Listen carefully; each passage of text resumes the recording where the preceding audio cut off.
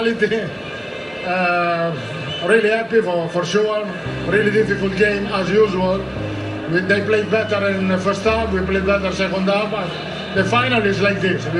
We were able to win. It was a fantastic season, and also, of course, we are really happy to be able to win the cup. It's the history, the tradition of this club. Of course, the quality of the player, the fact that the club is a family. We have a fantastic environment. We are working all together without problem. The atmosphere is really good in the dressing room, and honestly, I have to say thank to my club, of course, but also the player with not a big ego, really humble. It was not difficult to manage this squad this season. I don't know what we are going to do. For sure, we are not going to sleep. This is sure. Real Madrid won the Champions League for the record 15th time. That's their 6th win in the last 10 years. If you look at the XG, Real Madrid has lost against every single team in the knockout stage except Bayern Munich. So one must be wondering, how do they actually go and end up winning this competition every single time?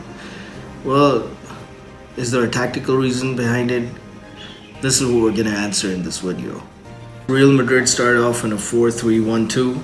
Courtois in goal instead of Lunin. We had Carvajal here as the right back. Rudiger, Nacho, the captain. Ferland Mendy. The midfield three of Fede Valverde, Camavinga, and Toni Kroos. Jude Bellingham was at the tip of the diamond. And then two narrow center forwards of Rodrigo and Vinny Jr. If you look at Dortmund, it's Kobel in goal, Maatsen, Schlotterbeck, Hummels, Ryerson, Emre Can, Julian Brandt in the midfield, Sabitzer, Karim Adeyemi, Fullkrug the striker, and Jadon Sancho. At the start of the game, Madrid, they wanted to attack, so they pressed high. What Dortmund did was, when they built out through the back, it was through these center backs, spread out around the goalkeeper, and Emre Can was the single pivot over here. And they wanted Ryerson up here with Sancho and Maatsen, around here, and Karim Adeyemi close by, so they formed this sort of a triangle over here, and any sort of overloads on this side, or if they're playing on this side of the pitch, they want to form these overloads over here. Sancho linking up with Ryerson, and Sabitzer, providing support. What Madrid did was that Vinny Jr. would try to press the center back at the start because they wanted to come out aggressive and they wanted to have that first early goal, then go in a more passive formation. So before that, Madrid wanted to press high, and so Vinny and Rodrigo would be here, and Camavinga would be the guy who would press Emre Can, whereas Bellingham would press their two midfielders.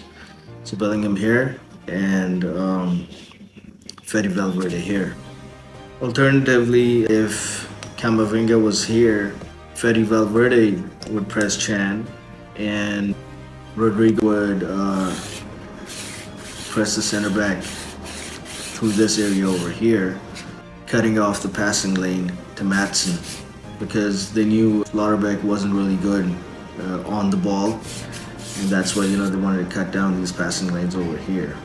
As you can see, when Madrid was pressing man-to-man in a high press sort of a situation, the good part for Dortmund's build-up, because they couldn't really build up through the back, what they did was Fullkrug was a good focal man or a target man, and so he would keep dropping deep, and the center backs or the midfielders over here, they would pass the ball to him, and then he would further launch the ball either to Brandt or to Sancho, or with Karim Adeyemi making these runs. And as Madrid was playing the high line at the start, They made use of, if they were attacking from this side of the pitch, Karim Adeyemi would use his pace for the counterattack. And because Dortmund, being a German team, was really good on transitions, they almost always beat Real Madrid physically during the counterattacks. Except the only problem was that whenever they counterattacked, they beat them on the pace.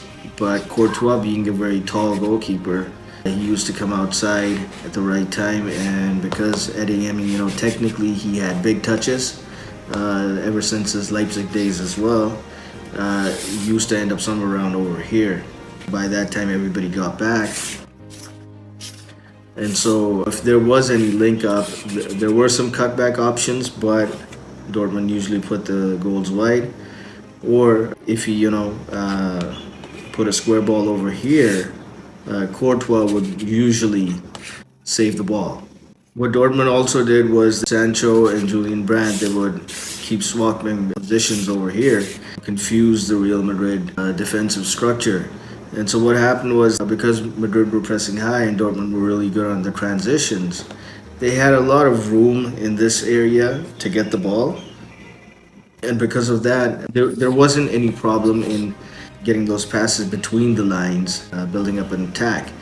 But they were still did the build-up centrally, but when they came near the box, it was usually around the box. They were playing around the box. They weren't getting the chances to come inside the box, and because of that, they missed crucial goal-scoring opportunities in the first half. They were clearly the better team, but they didn't finish off their chances. So they should have been something about 2 or 3-0 up, but that didn't happen. Their XG was about 1.9. Madrid's XG was throughout the game was 1.2. So Dortmund should have won the game based on XG, but because of the quality of their players, they didn't finish up. And Courtois was key in saving some of the strikes by Fullkrug.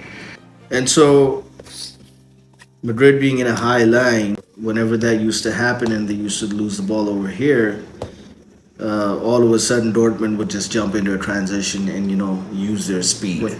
After the 20-minute, what happened was that Emre Can, he started dropping deep, forming this back three, and Dortmund sort of started playing a double pivot.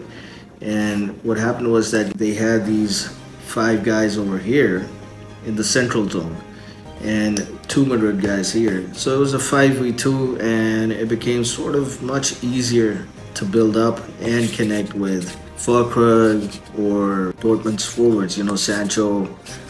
And so they had this 5v2 advantage, and then when Bellingham would drop in, they would still have this overload in the center of the pitch, and that's why they got these balls through, and Madrid didn't know how to handle that.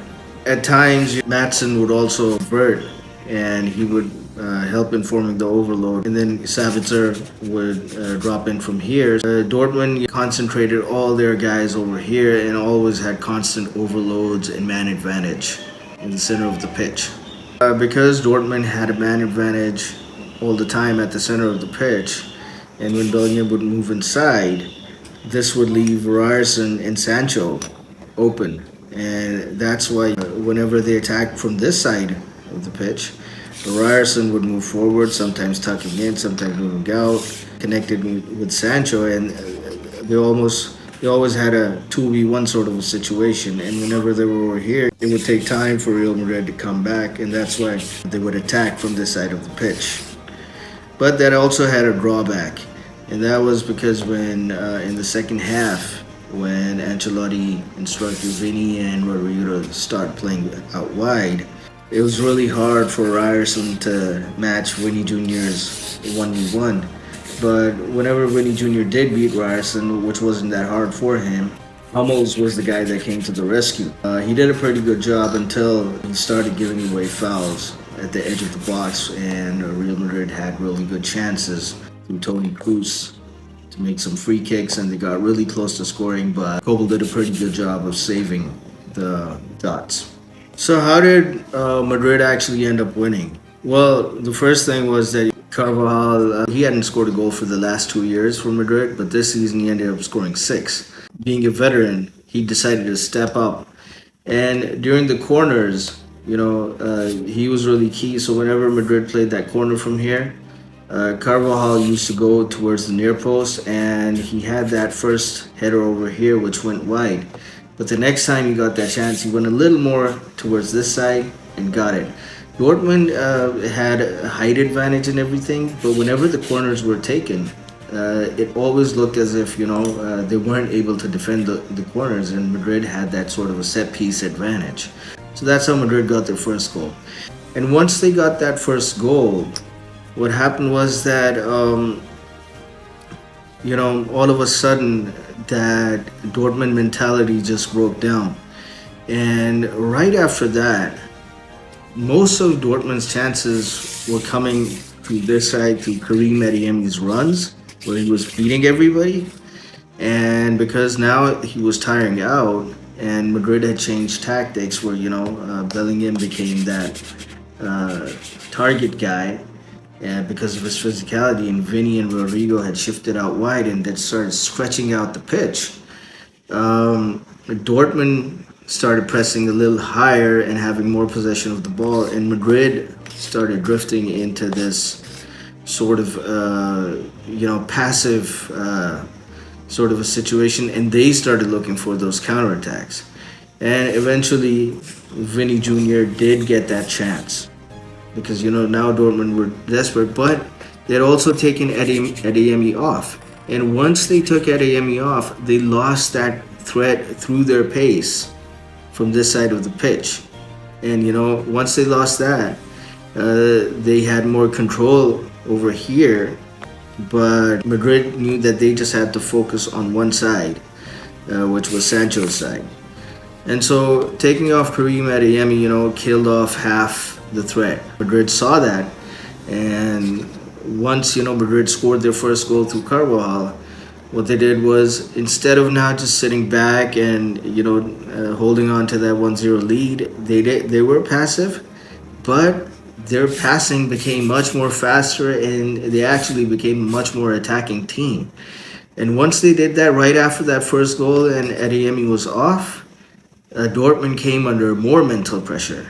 And that's why Madrid, because of their experience, because of the tactical changes they made, and timing everything right, they read the match much better than other teams, and they have much more experienced players. And they know that, they just need one or two more chances, and they have the quality to finish off those goals.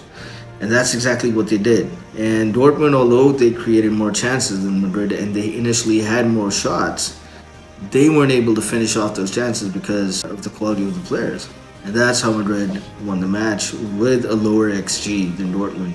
And that's how they've been doing it throughout the tournament. I'm so happy that I did it. I mean, everybody saw today that it was a quite difficult game for us.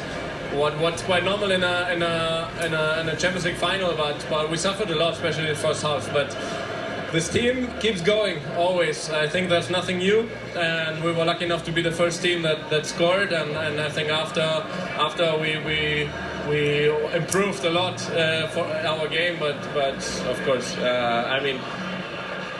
to win that again is unbelievable. Yeah, that was always the idea, to go in a way like today. I mean, I have to go for the picture, sorry. You go through life and there's so many people who say you can't do things, and days like today just remind you why, and it gets a bit hard at times, and you wonder if it's worth it and all those kind of things. Nights like tonight make you realise, I was alright until I've seen my mum and dad's face there, and the amount of nights where they could be at home by 7 o'clock and they're doing trips at 11, 12 at night to take me to football, man. And my little brother there who I'm trying to be a role model for and things like that. And I can't put it into words. It's the best night of my life. I think it's got to be up there. I mean, we missed out on the Copa del Rey. That's the only disappointing thing, I suppose. And there's always many more years to try and get that one, but I can't have dreamed of much better than this. I'm so grateful, honestly. The teammates, the staff, my family, the team behind the team, the physios, everyone there. This is a massive group effort, and I just can't believe it. I can't believe it.